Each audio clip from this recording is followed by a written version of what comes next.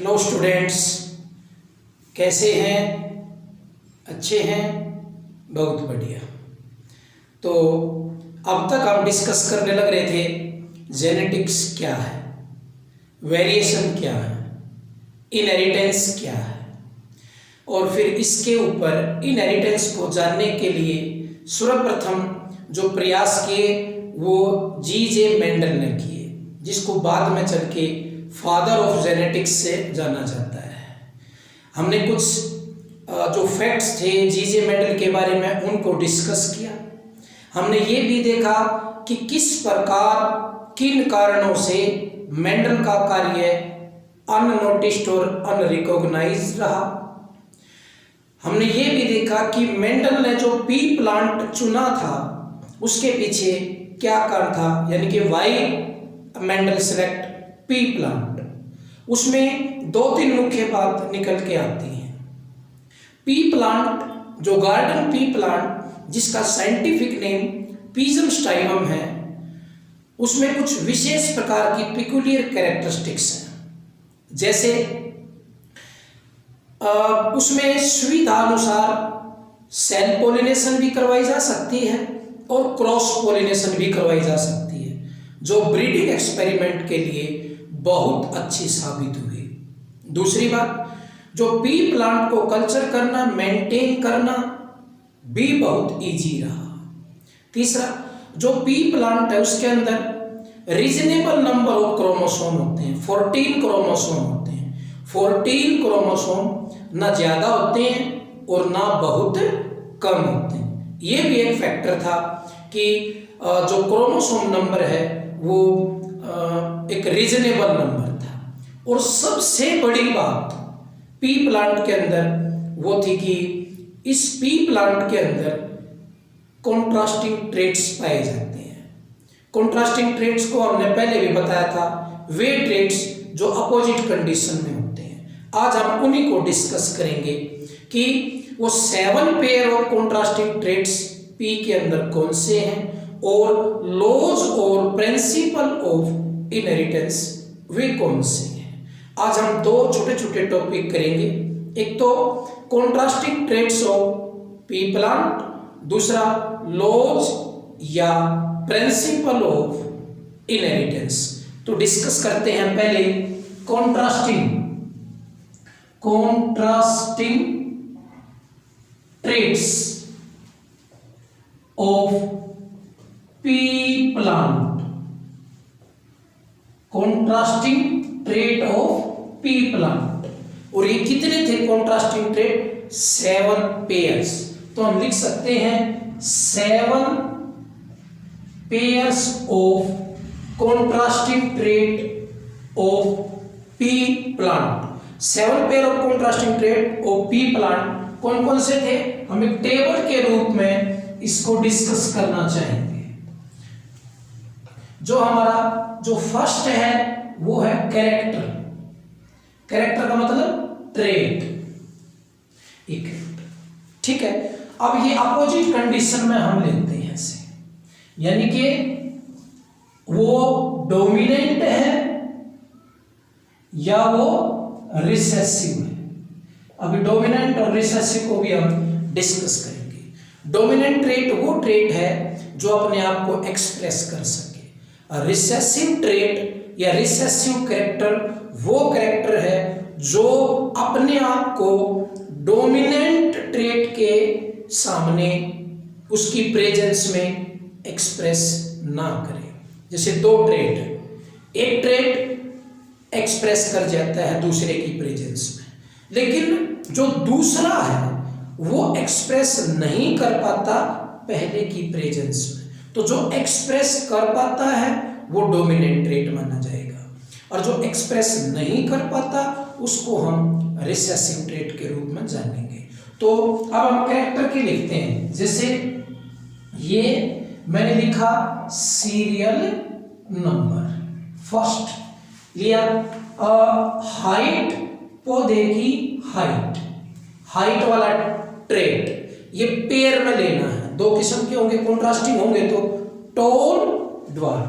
अब हाइट या तो बड़ी होगी टॉल या फिर स्मॉल, स्मॉल को ड्वार्फ भी कह सकते हैं, ड्वार्फ। अगर पौधा बड़ा है तो वो डोमिनेंट माना जाएगा, अगर पौधा छोटा है तो ये ट्रेट क्या माना जाएगा, रिसेसिव। ये एक कैरेक्टर है, एक ट्रेट है जो पेयर्स में है, या तो टॉल या स्मॉल, तो इसको कॉन्ट्रास्टिंग ट्रेट कहेंगे क्योंकि दो अपोजिट कंडीशन है, टॉल और इसका अपोजिट स्मॉल। दूसरा, colour of flower, colour of flower, फूल का रंग। अब ये कॉन्ट्रास्टिंग ट्रेट है, ये भी दो मिलेगा अपोजिट कंडीशन में। अगर वो वायलेट है, फूल वायलेट है तो उसको डोमिनेंट ट्रेट माना जाएगा, अगर वाइट है तो उसको रिसेसिव ट्रेट माना जाएगा।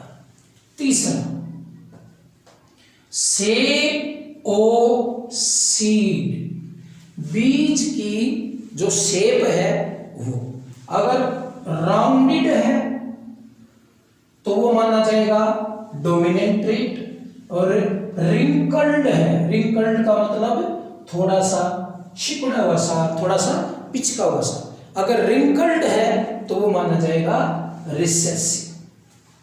अगर हम बात करें शेप ऑफ पोड, पोड का मतलब होता है फली, जो मटर की फली होती है पोड, उसकी से।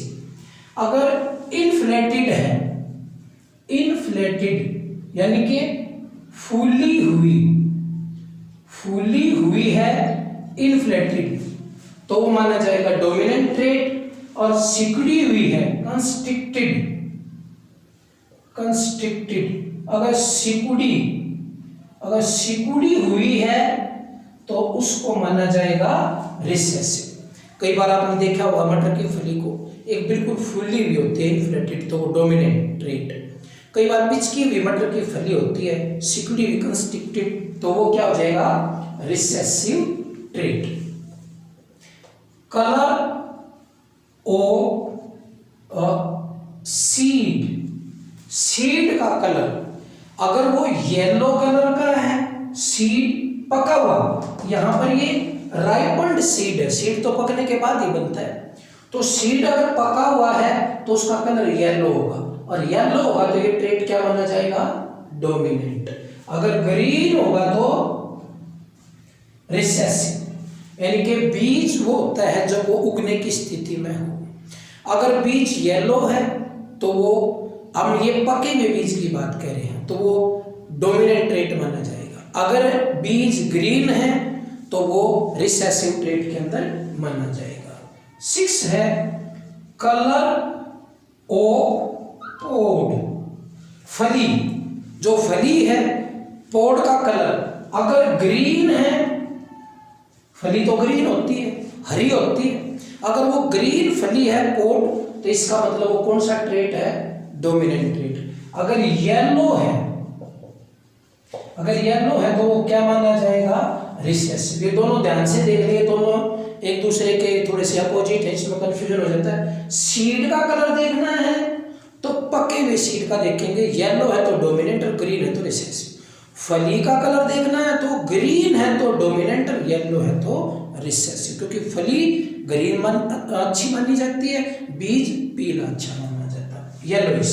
और 7वां है position of flower, position of flower, फूल की पोजीशन कैसे, आपने 11th क्लास में पढ़ा था। अगर फूल टर्मिनल सिरे पे लगता है तो पौधे की ग्रोथ रुक जाती है फ्लावरिंग के बाद। साइड में अगर फूल लगा हुआ है तो पौधे की ग्रोथ कंटिन्यू रहती है।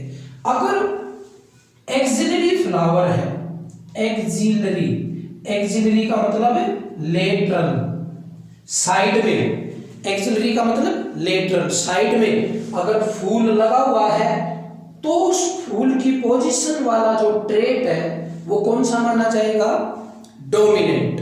और अगर वो टर्मिनल बिल्कुल टिप पे है, टर्मिनल का मतलब बिल्कुल टिप पे है, तो वो कौन सा ट्रेट माना जाएगा, रिसेसिव। ये थे हमारे 7 pairs of contrasting trait.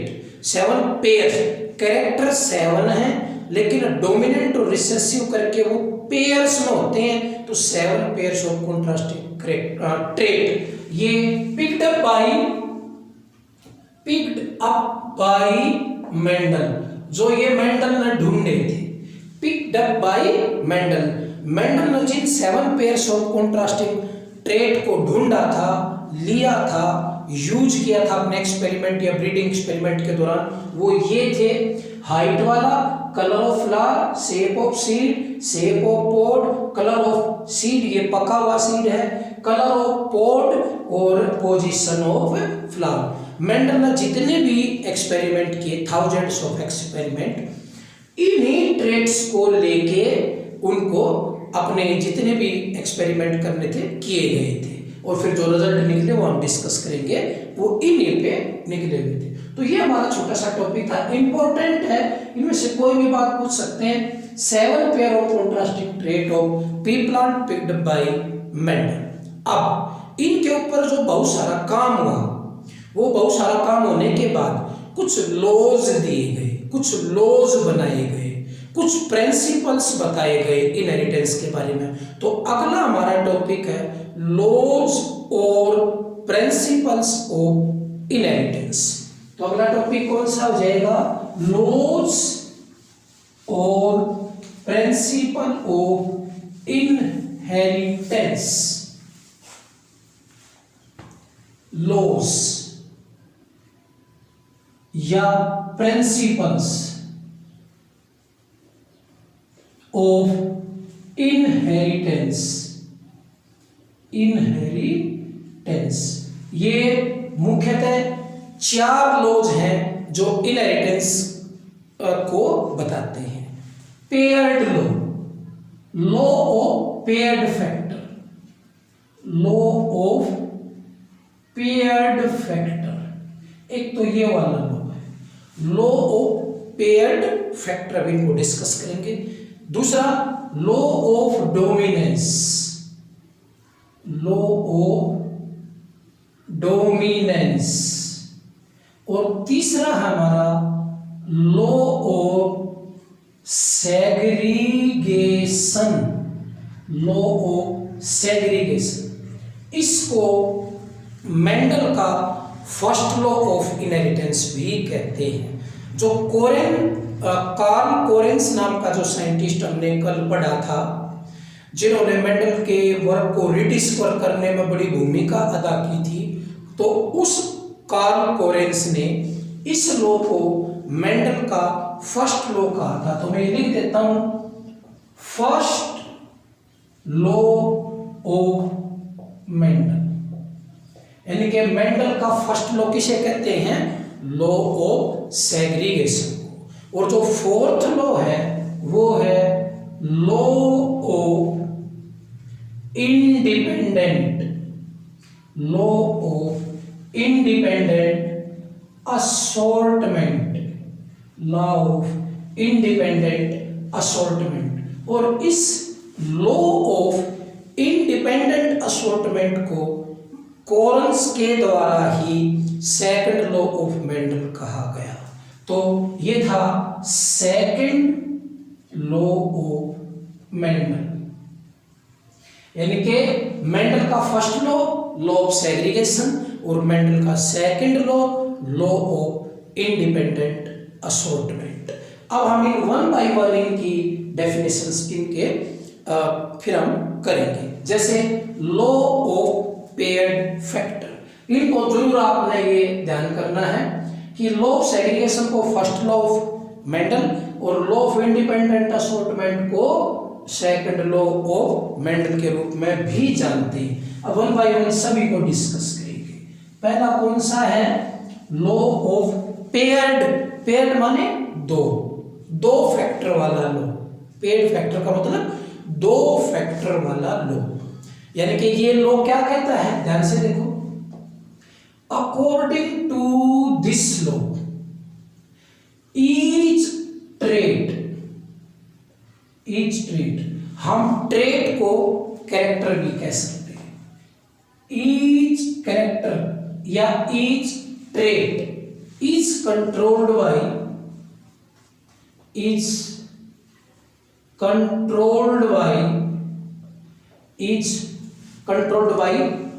two factors. ये लो ये कहता है each character या each trait is controlled by two factor, और फैक्टर को हम अलील भी कह सकते हैं, ALLE अलील्स। तो सीधी सी बात है, एक कैरेक्टर दो फैक्टर या एक ट्रेट दो अलील, तो दो हो गए तो पेड फैक्टर, उसको हम पेड फैक्टर कहेंगे। अब इफ बोथ फैक्टर या alleles are similar and dominant, अगर ये दोनों सिमिलर एंड कैपिटल, अगर ये दोनों फैक्टर जो एक किसी ट्रेट या कैरेक्टर को कंट्रोल करते हैं, अगर ये दोनों क्या हो, अंडरलाइन सिमिलर हो और कैपिटल हो, देन दे कॉल्ड, तो उसको हम क्या कहेंगे, सिमिलर के लिए एक वर्ड यूज करेंगे homozygous,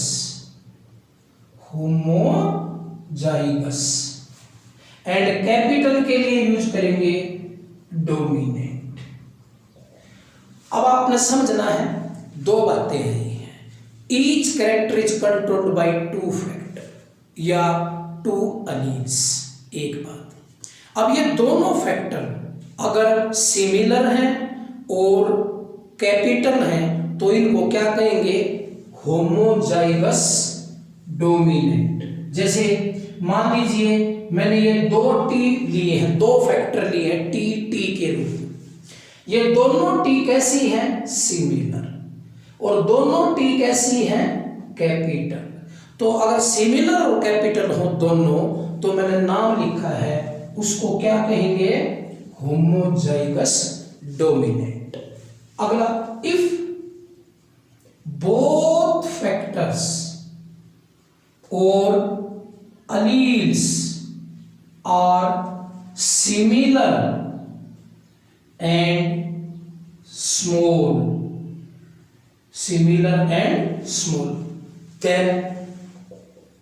then they called homozygous।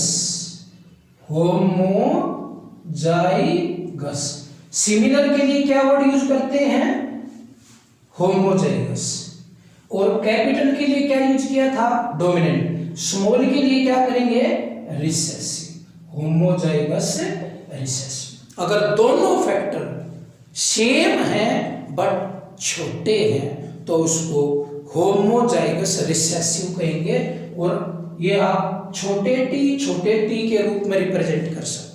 छोटे टी दोनों सिमिलर हैं, छोटे हैं, और दोनों छोटे हैं तो दोनों छोटे दोनों सिमिलर, यही तो लिखा है, सिमिलर भी है और छोटे भी हैं, तो इस कंडीशन को हम क्या कहेंगे, homozygous recessive.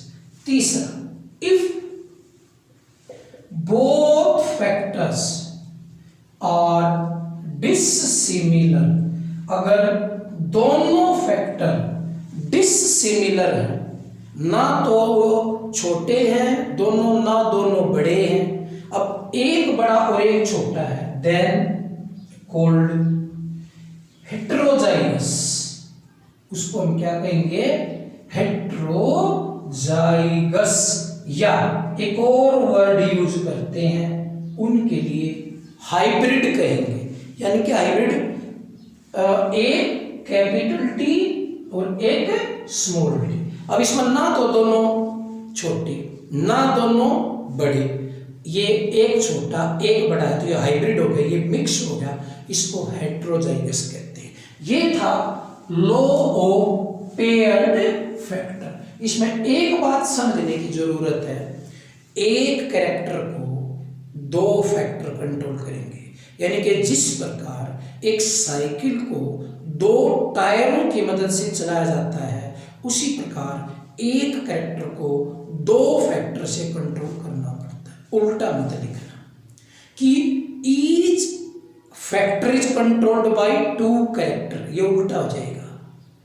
Each character is controlled by 2 factor. कभी आपने देखा है कि 2 साइकिल एक टायर को चलाते हो?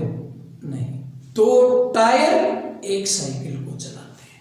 ठीक है, तो इसको अपने ध्यान से लिखना। बस कैरेक्टर की जगह फैक्टर लिख दिया, पूरी गड़बड़ हो जाएगी। दूसरा लॉ ऑफ डोमिनेंस। दूसरा लॉ क्या है? Law of dominance. अब ये कहता है, देखो इसको आपने ध्यान से देखना, इसको थोड़ा सा मैं मिटवाया नहीं है। अब ये हमारा एक कैपिटल टी है, एक स्मॉल टी है। भाई जब दोनों बड़े टी हैं तो दोनों टी की ही चलेगी, क्योंकि दोनों बड़े हैं, दोनों सेम है। दोनों छोटे टी हैं तो दोनों छोटे टी की ही चलेगी, क्योंकि दोनों सेम है। समस्या कहाँ है? जब एक बड़ा टी हो और एक छोटा टी हो, फिर किसकी चलेगी? कौन एक्सप्रेस होगा?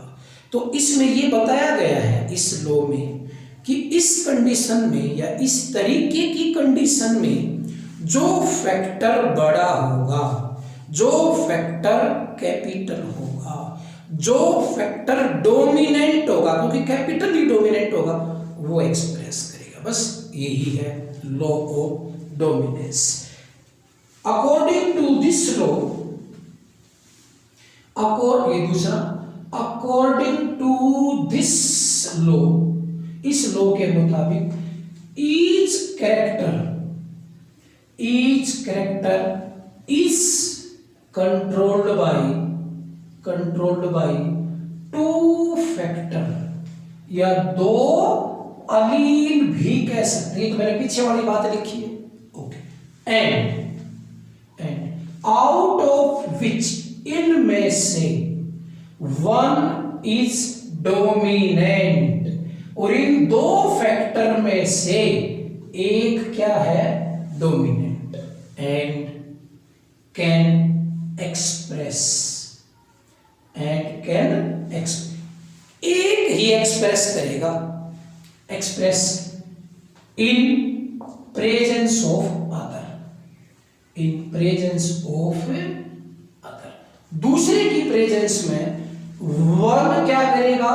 एक्सप्रेस, मतलब उसी की चलेगी। जैसे अब ये टी और ये कैपिटल टी है, दोनों स्मॉल टी और कैपिटल टी। इसमें जो टी है वो 50%, जो कैपिटल टी है वो क्या है? 50%, और जो स्मॉल टी है वो भी क्या है? 50%। मान लीजिए अगर हम ये टी और टी हो तो ये टॉल प्लांट बनाएंगे, ठीक है। अगर स्मॉल टी और स्मॉल टी होंगे तो ये स्मॉल बनाएंगे। लेकिन इस कंडीशन में जब एक टी 50% है, दूसरा टी 50% है, तो एक बड़ा है, एक छोटा, तो किसकी चलेगी? डोमिनेंट की चलेगी, बड़े वाले की चलेगी। और ये टी है तो इसके कारण भी प्लांट कैसा हो जाएगा? टॉल। अब ये टॉल क्यों हुआ? क्योंकि 25% तो छोटा, सॉरी 50% तो छोटा टी भी था यहाँ पर, तो इसकी चलेगी, इसकी, क्योंकि ये जिसकी चलेगी 1 इज डोमिनेंट, ये डोमिनेंट है, वही क्या कर सकता है? एक्सप्रेस। ये एक्सप्रेस करेगा इन presence of small T. Small T के सामने बड़ा टी एक्सप्रेस कर जाएगा। ऐसा कभी भी नहीं होगा कि अकॉर्डिंग टू मेंडल कि छोटा टी बड़े टी के सामने एक्सप्रेस कर जाए। छोटा और बड़ा तो हम समझाने की बात करें, मतलब डोमिनेंट रिसेसिव के सामने एक्सप्रेस करेगा, रिसेसिव कभी भी डोमिनेंट के सामने एक्सप्रेस नहीं करेगा। So capital T small T produce tall plant because law of dominance. According to this law dominant factor can express in presence of other. Clear? Law of dominance. तीसरा है हमारा law of segregation. Law of segregation, ये तीसरा law है inheritance का, और जिसको क्या कहा था, मेंडल का फर्स्ट लॉ। सेग्रीगेशन का मतलब होता है, सेग्रीगेशन का क्या मतलब होता है, सेपरेशन, यानी कि सेग्रीगेशन वर्ड का क्या मतलब है, सेपरेशन। अब ये कहता है कि एक कैरेक्टर दो फैक्टर से कंट्रोल होता है, ठीक है, लेकिन ये दोनों फैक्टर अलग अलग हो जाएंगे जब गैमेट बनेंगे, और जब फर्टिलाइजेशन होगी नेक्स्ट जनरेशन के अंदर, न्यू ऑफस्प्रिंग के अंदर, तो फिर से फ्यूज हो जाएंगे। According to this law, according to this law, each character is controlled by, each character is controlled by two factors। ये तो हम सभी में ये बात लिख दी, या alleles, and both factor get separated, क्योंकि segregation का क्या मतलब है, separation, separated, ये दोनों फैक्टर क्या हो जाएंगे, अलग, during gamete formation, during gamete formation, जब गैमेट बनेंगे तो दोनों फैक्टर क्या हो जाएंगे, अलग अलग, and rejoin again, rejoin again in offspring, जो नेक्स्ट जनरेशन होगी उसमें offspring, during fertilization, during fertilization. ये कहता है each character is controlled by two factor, दो एलील से कंट्रोल होता है एक कैरेक्टर, वे दोनों फैक्टर जब गैमेट बनेंगे तो दोनों अलग अलग हो जाएंगे, और फिर फर्टिलाइजेशन में जब अगली जनरेशन में जब वो फर्टिलाइजेशन, तो वो दोबारा से फिर इकट्ठे हो जाएंगे। जैसे मान लीजिए ये टीटी है, ये टीटी है, ये दो फैक्टर हैं, ये भी दो, अब ये गैमेट बनेंगे तो अलग अलग हो जाएगा, एक टी अलग, दूसरा टी अलग, ये स्मॉल टी अलग और ये अलग बन गए, ये अलग हो गए, gamete get separated during gamete formation, जब गैमेट बने तो ये दोनों अलग, एंड रीजॉइन अगेन, अगली जनरेशन में ये दोबारा रीजॉइन करेंगे, ये दो हो गए ना, फिर से दो, ये दो थे, ये अलग अलग हो गए, फिर से दो हो गए अगली जनरेशन में, ये फिर से दो हो गए, रीजॉइन अगेन इन ऑफस्प्रिंग, यानी कि ये क्या थे, पेरेंट्स, और ये क्या है, ऑफस्प्रिंग, तो ऑफस्प्रिंग में फिर रीजॉइन करके दो हो गए, और लेकिन जब गैमेट बने तो ये क्या हो गए, अलग अलग। इस लॉ को क्या कहते हैं, लॉ ऑफ सेग्रीगेशन। अब है लॉ ऑफ इंडिपेंडेंट असॉर्टमेंट, जो हमारा फोर्थ लॉ है, फोर्थ लॉ वो क्या है, law of independent assortment, law of fourth, law of independent assortment, law independent assortment, और असॉर्टमेंट का मतलब भी क्या होता है, सेपरेशन, असॉर्टमेंट का मतलब क्या होता है, सेपरेशन, तो सेग्रीगेशन का मतलब भी सेपरेशन और असॉर्टमेंट का मतलब भी सेपरेशन।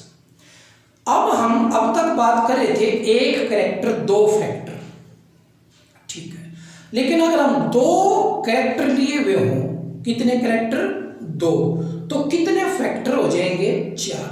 अगर एक कैरेक्टर है तो दो फैक्टर, अगर हम कैरेक्टर ही दो ले लें तो फैक्टर कितने हो जाएंगे, चार। तो ये चारों फैक्टर कितने ट्रेट्स के हैं, दो ट्रेट्स के हैं, दो कैरेक्टर के हैं, क्योंकि एक कैरेक्टर के दो फैक्टर और दो कैरेक्टर के चार फैक्टर। तो ये कहता है ये लोग कि ये जो चार फैक्टर हैं, कितने कैरेक्टर के, दो कैरेक्टर के, दो कैरेक्टर के ये जो चार फैक्टर है ना, ये इंडिपेंडेंटली एक दूसरे से अलग हो जाएंगे गैमेट फॉर्मेशन के दौरान। वहां पर दो फैक्टर थे एक ही कैरेक्टर के, वो अलग हो रहे थे, यहां पर चार फैक्टर हैं दो कैरेक्टर के, बस इतना ध्यान करना है।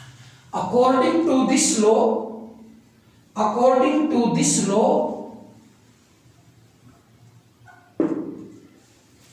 according to this law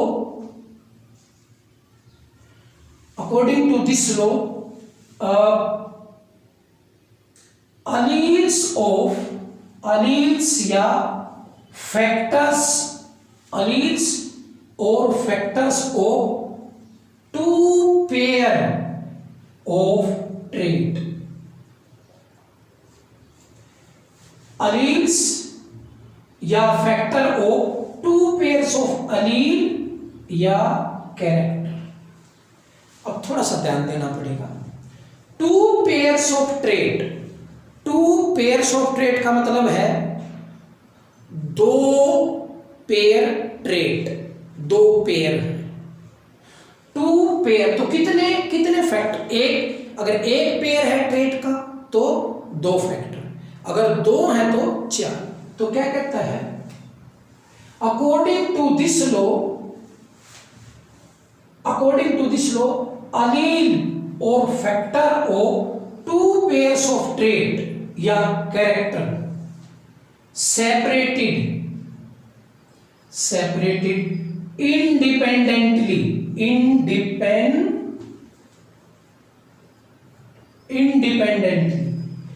ये नियम क्या कहता है, according to this law alleles और factor of two pairs of trait. जैसे मान लिया हाइट का लिया आपने, हाइट का तो हाइट के दो एक पेयर में हो गया ना, ये टॉल ये स्मॉल, एक पेयर। फिर दूसरा हमने मान लीजिए कलर ऑफ फ्लावर का लिया, कलर ऑफ फ्लावर, तो इसके वायलेट और वाइट, तो ये एक तो दो पेयर इसके हो गए, दो पेयर इसके, सो एक पेयर इसका और एक पेयर इसका।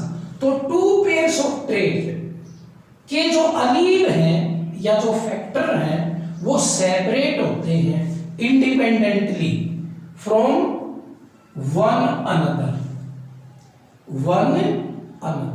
टू यानी कि अलील्स, यहां से समझनी पड़ेगी ये बात, अलील्स या factor of two pairs of trait या कैरेक्टर सेपरेटेड। ये अलील ये फैक्टर जो कि दो पेयर्स कैरेक्टर के हैं वो सेपरेट हो जाएंगे, और वो भी अंडरलाइन इंडिपेंडेंटली अलग हो जाएंगे फ्रॉम वन अनदर, एक दूसरे से, ड्यूरिंग गैमेट फॉर्मेशन।